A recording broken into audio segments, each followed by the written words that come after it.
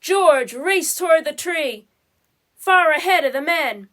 By now the bear had climbed quite high, and this was dangerous because little bears can climb up a tree easily, but coming down is much harder.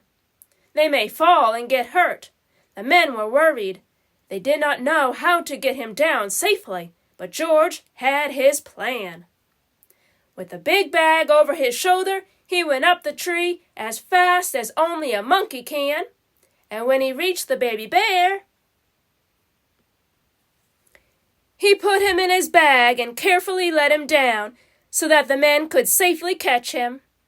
Everybody cheered when George had come down from the tree. "You are a brave little monkey," said the director. "You saved the baby bear's life. Now you'll get your coat back, and of course you may ride your bike and play the bugle in the show." Finally, the show was on. The whole town had come to see it, and how surprised they were to discover George on his bike right in the middle of it. The newsboy was there too, and also the man with the yellow hat,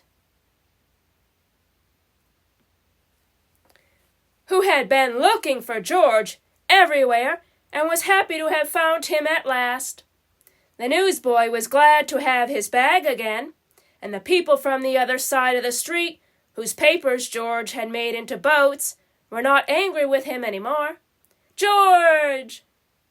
When the time had come for George to say goodbye, the director let him keep the coat and the cap and the bugle, and then George and his friend got into the car and went home.